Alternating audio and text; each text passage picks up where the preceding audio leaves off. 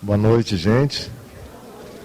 Obrigado pelo convite para participar dessa festa tão gostosa. E nós sabemos que o clima aqui na Terra, ele é movido pelos nossos sentimentos.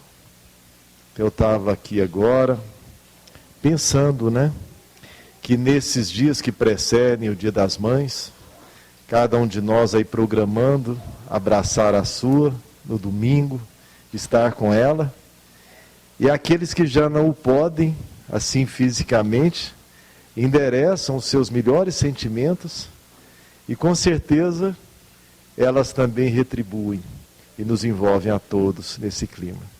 É por isso que fica tão gostoso um momento desse. Um momento em que nos propomos a falar de família. E sempre quando vou falar de família, uma história me ocorre. Me perdoem aqueles que já conhecem, que já ouviram, mas eu entendo que é um recurso pedagógico valioso e que nos serve de lembrança. Conta-se que há muito tempo, numa era glacial bem remota, havia uma manada de porcos-espinhos. E eles estavam morrendo pelo rigor do frio. Morriam um a um. Mas antes que se dizimasse toda a manada, eles perceberam que, aproximando-se uns dos outros, trocando calor, eles resistiam àquele frio intenso. E assim passaram a viver juntos, próximos uns dos outros. E as mortes foram diminuindo. Mas depois de algum tempo, começaram a perceber os ferimentos nos seus corpos. E dor. E doridos, feridos, começaram então a se distanciar novamente. E se distanciando, voltaram a morrer de frio. Instalou-se o dilema. Longe, distantes uns dos outros, sentiam o rigor do frio e morriam. Próximos, sentiam o calor, mas também se feriam. O que fazer? Descobriram então um meio termo, uma forma em que pudessem estar juntos, próximos a ponto de trocar calor, mas não tão próximos a ponto de se ferirem reciprocamente. E graças a isso, a gente conhece porco-espinho. E até virou um problema sério no país hoje, Quem mexe com lavoura de milho aí que o diga. Então, tem ou não tem a ver com família essa historinha? Muito a ver, Deus, na sua infinita sabedoria, poderia ter criado para cada um de nós um planetinha? Cada um de nós poderia ter um planetinha para chamar de seu? Se ele quisesse, poderia, onipotente. Poderia ter criado um planeta para cada um de nós? Um planeta para chamar de meu? Aí me lembra aquela imagem do Pequeno Príncipe, ele do seu planetinha. Poderia, gente? Poderia, mas não deveria. No seu infinito poder, na sua onipotência, ele poderia. Mas na sua infinita sabedoria, assim não o entendeu. E por que será que não? Por que será que nós vivemos juntos? Em sociedade. Porque somos seres sociais, seres gregários. Essa palavra é muito bonita, Vem de grei. Da mesma derivação de onde veio a palavra igreja. Então, quando Paulo fundava uma igreja, ele não construía um prédio. Ele juntava pessoas em torno de um ideal comum que era o ideal cristão. Então somos seres gregários. Nascemos para viver juntos. Nascemos para viver em família e viver em sociedade. E a lei de sociedade, na parte 3ª do Livro dos Espíritos, nos explica que é graças a isso que nós evoluímos. Nós aprendemos juntos. Nós interagimos no aprendizado. Vocês já pararam para pensar que tudo que nos rodeia aqui é criação humana? Tudo que nós vemos agora, nesse instante, é criação humana, inclusive nós. O nosso corpinho, fruto das nossas interações aí através dos milênios, e o nosso ser espiritual também. Papai do céu nos dá o material, o insumo, e nós nos construímos. Essa é uma das belezas que a doutrina espírita nos faz entender. Nós somos os nossos artífices, os nossos construtores. É responsabilidade nossa a nossa construção, mas é também realização, o ponto em que já atingimos. E temos tanto a percorrer, mas sempre juntos, em sociedade. Que seria de nós se vivêssemos no nosso planetinha individual? Teríamos todo esse conforto que desfrutamos hoje? André Luiz nos falou, né? Do banho diário. Muita gente tomou banhozinho, né? Quentinho aqui antes de vir. Teríamos esse conforto de um banho quente? Se tivéssemos que ter inventado a eletricidade, tivéssemos que ter buscado o sistema de abastecimento de água, tudo, teríamos esse conforto na casa espírita que nós temos hoje? Que estágio que estaríamos como seres humanos? Talvez nem na condição humana, né? Estaríamos ali nessa condição primitiva mesmo, lutando com unhas e dentes simplesmente para conseguir o alimento através da caça. Então nós elevamos o nosso sentimento de gratidão a todos que nos precederam na nossa história. E a doutrina espírita nos faculta entender que nós também fizemos parte dessa história. Somos herdeiros de nós próprios. O que foi construído através da história tem também a nossa contribuição. Nós nos construímos como ser, construindo coisas, isso que a lei do trabalho nos fala, também na parte 3ª, ou concebendo ideias. Vamos deixando legado para a humanidade e vamos legando no nosso próprio ser. É dessa forma que nós nos construímos e construímos este mundo que vivemos. Em sociedade, juntos uns dos outros.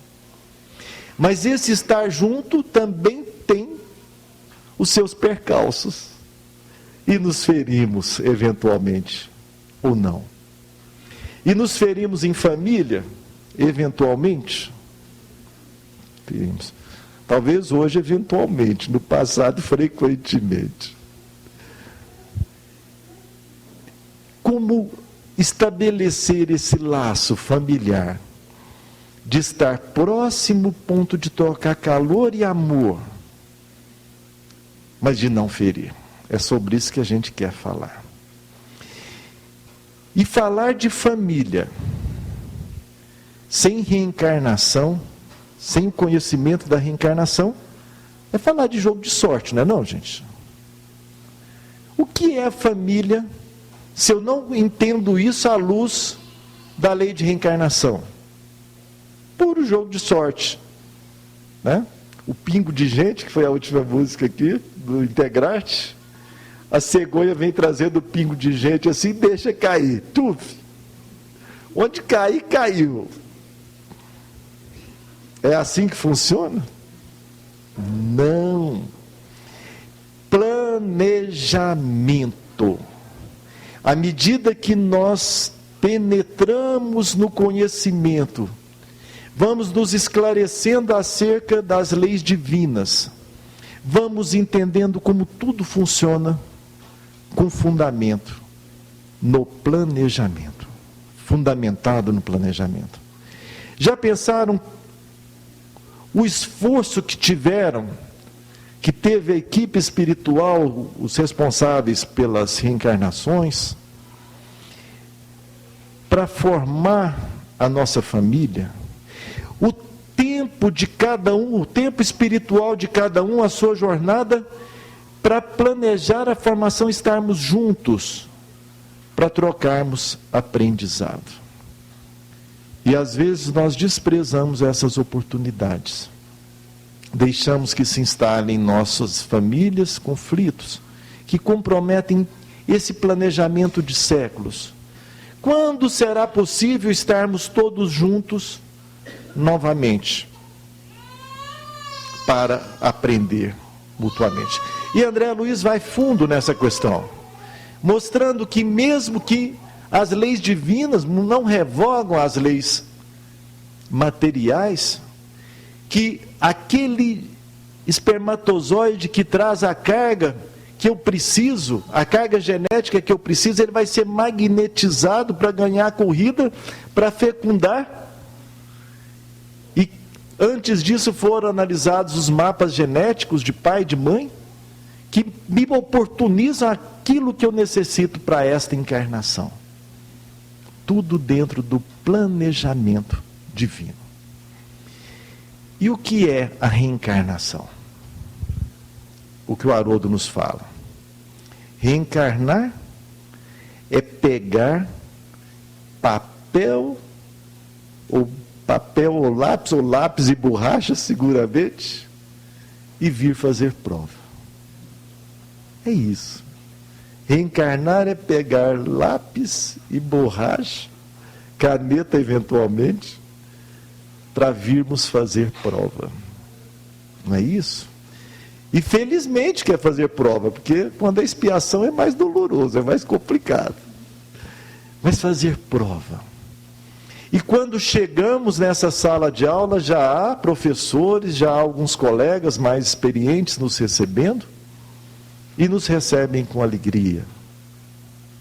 E nós trazemos a necessidade, e tem prova que é individual, não é? Tem prova que é em dupla, tem prova que é em grupo. Mas a necessidade de conteúdo é individual.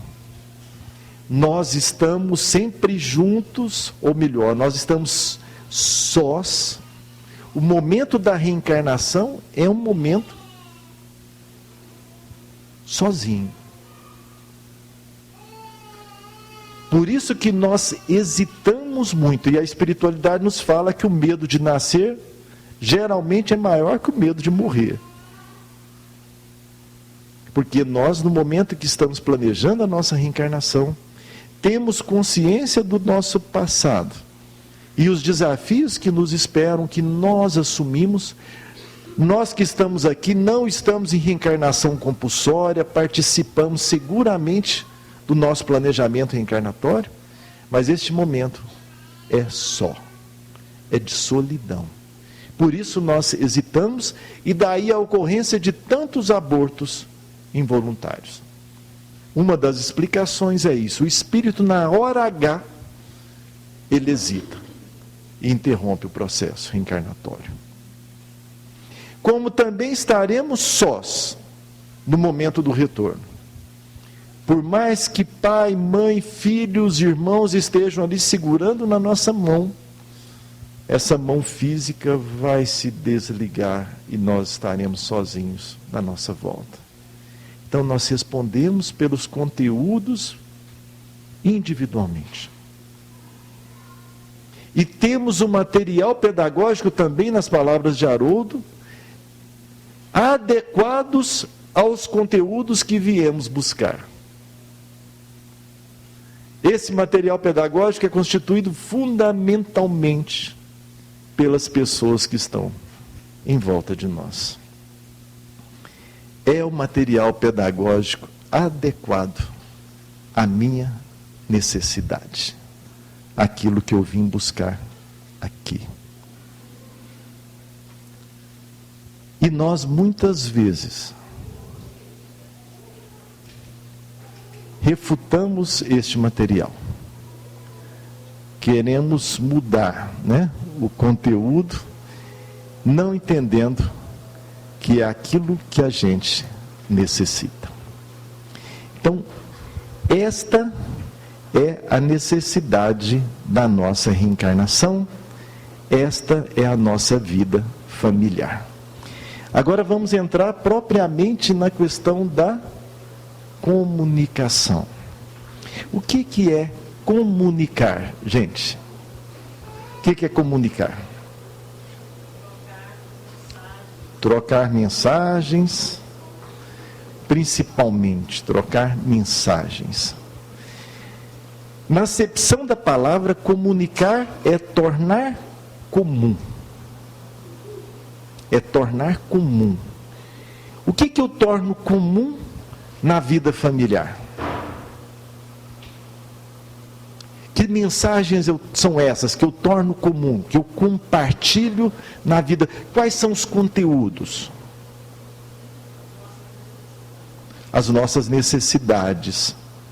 E o que nós permutamos em família? O que a gente permuta em família? Oi? Deveria ser amor. Amor é um sentimento. Então nós permutamos sentimentos. E a melhor oração é o amor, né? Como nós aprendemos aqui, né? Então nós permutamos sentimentos. Permutamos o que mais? Ressentimentos. Boa. Perguntamos ressentimento. E ressentimento, já pensaram na acepção, no significado exato dessa palavra? Ressentir é você sentir de novo.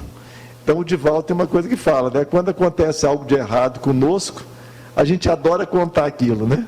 E a gente vai contando e ressentindo. 1, 2, 3 vezes. Aí aquele nosso psiquismo fica carregado desses conteúdos negativos.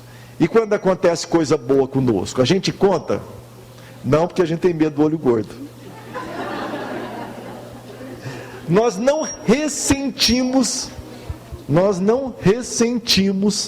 as coisas boas que acontecem conosco. As coisas boas a gente sente escondido e guarda. A gente só ressente o que é de ruim. E aí nós vamos carregando o nosso psiquismo negativamente. Então, deixar de ter medo do olho gordo e ressentir as coisas boas que estão à nossa volta. Então, nós permutamos sentimentos, permutamos ideias, pensamentos, permutamos atitudes. E os nossos pensamentos geram atitudes, as nossas atitudes geram os nossos hábitos, os nossos hábitos geram o nosso caráter, e o nosso caráter molda o nosso destino. Vamos repassar? Pensamento, atitude, hábito, caráter, destino. A nossa vida é moldada a partir de onde? A partir do nosso sentimento que molda os nossos pensamentos. Na raiz de todo pensamento nosso existe um sentimento. E onde que é mais fácil atuar para mudar? Quando a gente fala tanto em reforma íntima, eu só reformo aquilo que eu conheço. Eu só mudo o que eu conheço. Onde que é mais fácil atuar para mudar o nosso destino? No sentimento, no pensamento, na atitude, no hábito, no caráter, ou lá no final? Onde que eu mudo com mais facilidade?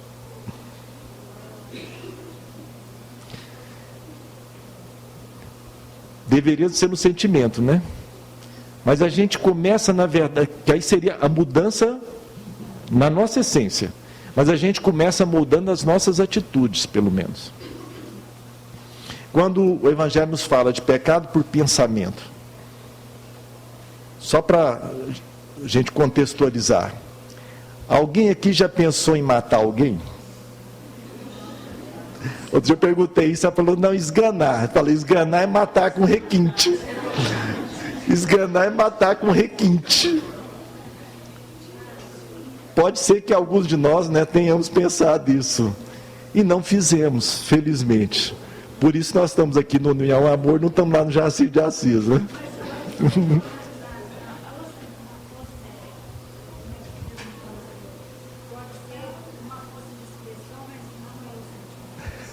Pode ser.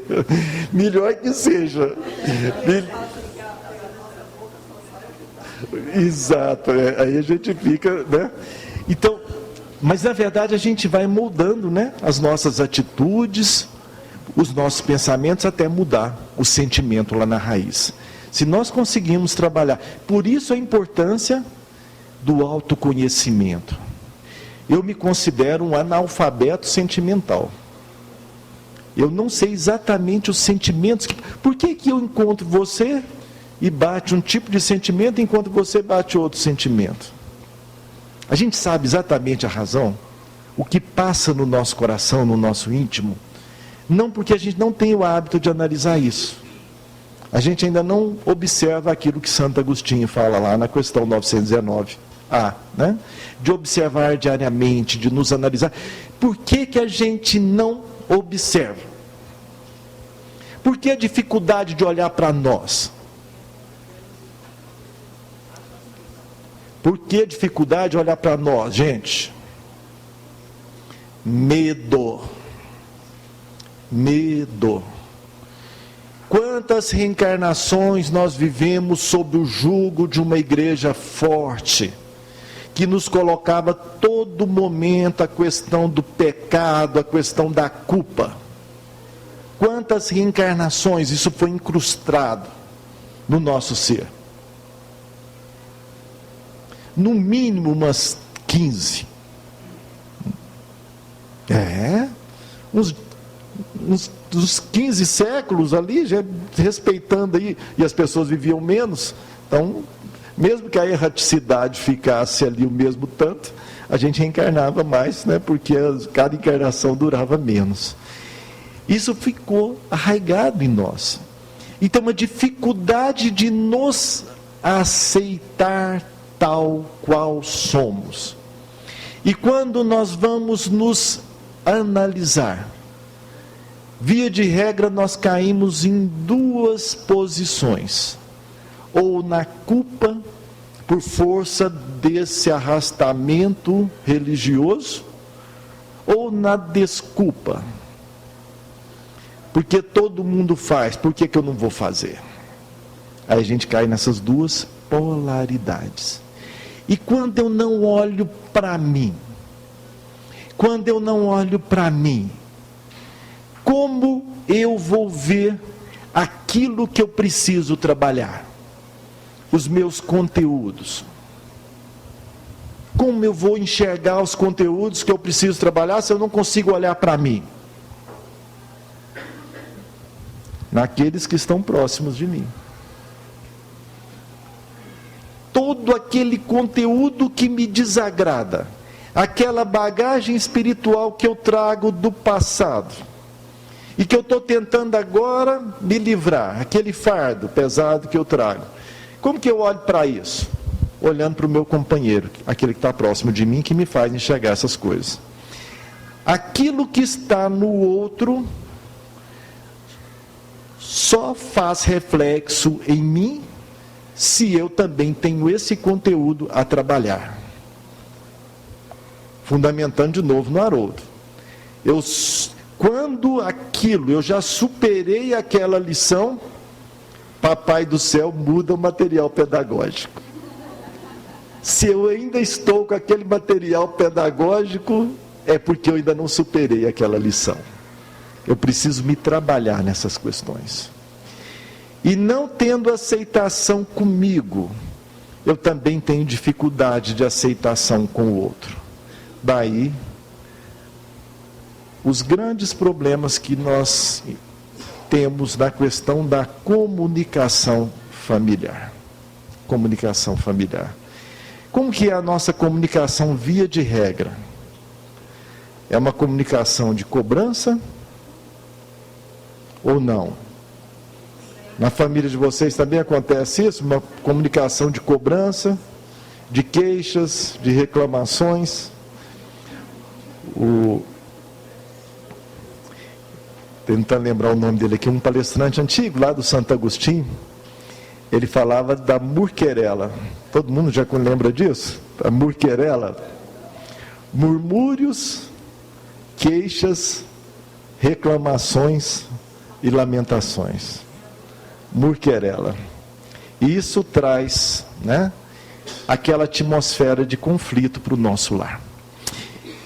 E até a propósito, voltando lá no início, hoje a gente vive realmente na nossa casa, em uma casa ou em várias casas? Tem uma mensagem de, não sei se é Mano André Luiz, que ele fala que o lar não é moradia de corpos, mas habitação de espíritos. Nas nossas casas hoje, realmente a gente executa assim a convivência, ou é cada um na sua habitação?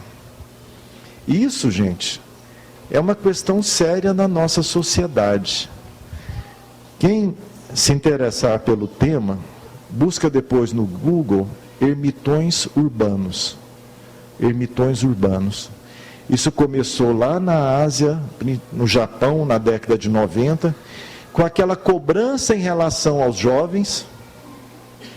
E os jovens, então, que não correspondem à expectativa dos pais, com as notas das escolas, com passar no vestibular ou lá no processo seletivo correlato, esse jovem se tranca dentro do seu quarto.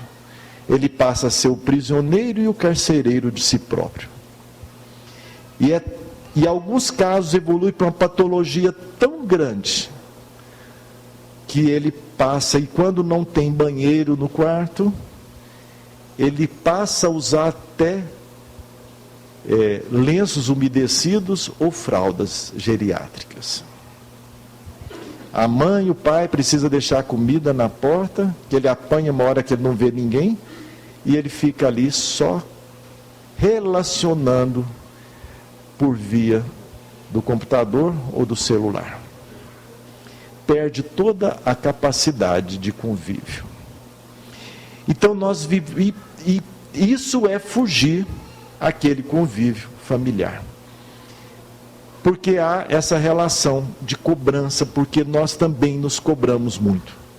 Trazemos esse peso, né, da culpa do pecado. E Paulo nos fala sobre isso na carta aos Filipenses. Porque por mim não julgo ter atingido a glória de Deus. Mas uma coisa sei, é que esquecendo das coisas que ficam atrás, avanço para que estão diante de mim, estão à minha frente.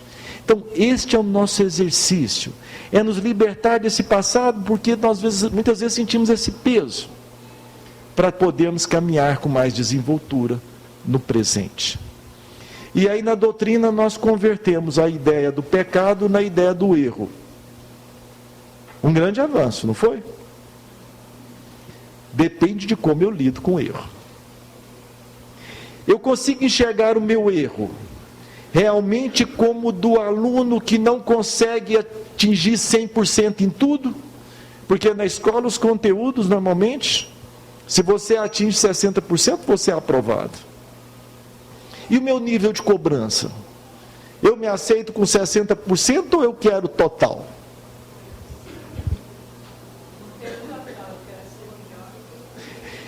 E essa é uma questão séria. E muitas vezes, como espíritas, também nós assumimos essa postura de achar que eu tenho que ser melhor que o outro. Espírita tem que ser melhor que o outro, gente? Não.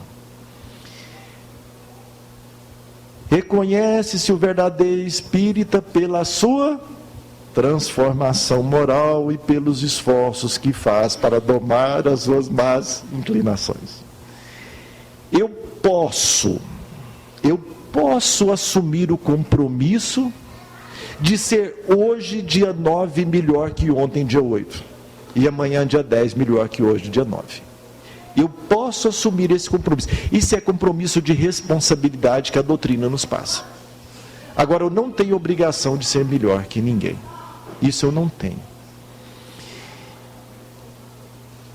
E quando nós somos trazidos para essa nova oportunidade, como trabalhar essa comunicação em casa de uma forma mais leve? Me permitam compartilhar uma experiência aqui familiar recente com vocês, mas que está me fazendo pensar muito. Foi aniversário da minha esposa no final de março, e ela, em vez de receber presente, ela resolveu nos presentear com um fim de semana no Hotel Fazenda. Aí tem 2 filhas que moram fora e conseguimos ajustar para estarmos lá os 6, né? E aí foi, né? E eu sou daqueles que, se eu falar que eu estou num hotel e que o café da manhã termina 4h30 da manhã, eu levanto 4 horas. Eu não perco café de hotel por nada. Eu não perco. Agora, os filhos da gente, eu não sei se os filhos de vocês, em casa, as meninas me seguem. Os meninos preferem abrir mão do café em prol da cama. Então, levantamos lá no domingo, e os 2 falaram, não vou não. Né? Como falam quando estão dormindo, não vou não. E o mais novo pediu que trouxesse para ele suco de laranja. Beleza, né? Aí eu fui lá, peguei, né? Terminei de tomar café, peguei o suco de laranja, pus num copinho plástico, desse assim, né? E peguei 2 pães de queijo para cada um, e levei mesmo para o que não tinha pedido, porque eu falei, vamos levar, né? Então, aí pus lá em cima do frigobar 2 pães de queijo para cada um, peguei esse copinho, tampei com guardanapo, pensei, né, estou fazendo direitinho, porque falam que se deixar aberto perde né, todo o conteúdo nutritivo, e pus assim também na entrada do frigobar, para que ele pudesse enxergar, a hora que acordasse, que acorda com sono, não acha, né? Então, aí já perceberam o que aconteceu, né? Aí estamos lá de fora, tranquilo, aí chega o mais velho. Quem pôs aquele suco de laranja lá? Essas horas a gente diminui, não diminui? A gente fica pequenininho, né? Derramou tudo. Aí eu já preparei para apertar aquele botãozinho do discurso para fazer a minha defesa. Eu não fiz nada de errado, você que não teve atenção, né? Aí eu falei, vou estragar o presente que eu estou recebendo aqui, não é justo, não é justo. Falei, tá bom, vou lá.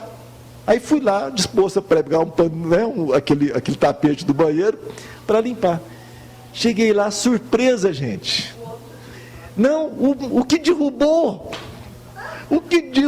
e reclamou, tinha limpado tudo, estava tudo limpinho. Aí eu peguei e comecei a raciocinar. Eu errei? O que vocês acham? Eu errei? Não. Mas eu podia ter feito melhor? Podia ter feito melhor. Então eu estou passando a substituir essa questão do errei pelo como eu posso fazer melhor. E essa é uma receita que está dando certo comigo para melhorar a comunicação da família. E que eu queria compartilhar com vocês. E para a gente não estender, foi pedido, pensando sobre tudo isso, na semana passada eu recebi um vídeo do Divaldo, mediunizado pelo Dr. Bezerra de Menezes. Acredito que muitos tenham recebido essa mensagem. E na mensagem o Dr. Bezerra então nos fala o seguinte: até agora nós pensávamos que só nós precisássemos de Jesus. Palavras do Dr. Bezerra. Agora nós estamos entendendo que não, que Jesus também precisa de nós. E na sequência eu recebi um do Haroldo. Parece que estava engatilhado. Aí o Haroldo começa fazendo uma pergunta: quando rola uma lágrima, Como que a providência divina age? Ela nomeia alguém para enxugar aquela lágrima. E aí ele fala: é uma honra poder servir a Jesus. É uma honra para nós podermos ser o fio condutor entre a providência divina e aquele irmão nosso que está necessitado. Não apenas o necessitado de questões materiais, mas aquele que está sofrendo depressão, aquele que sofreu uma perda afetiva, e por que não também aquele que sofreu uma lesão financeira, um revés financeiro. Qualquer que seja a dor, é uma honra para nós sermos a boca de Jesus Cristo dizendo: vinde a mim todos vós que estáis aflitos e sobrecarregados, e eu vos aliviarei. Aprendei comigo, que sou brando e humilde de coração, porque meu fardo é leve e meu jugo é suave. Sejamos nós essas bocas dentro da nossa casa, dentro da nossa família, e pacificando as nossas famílias,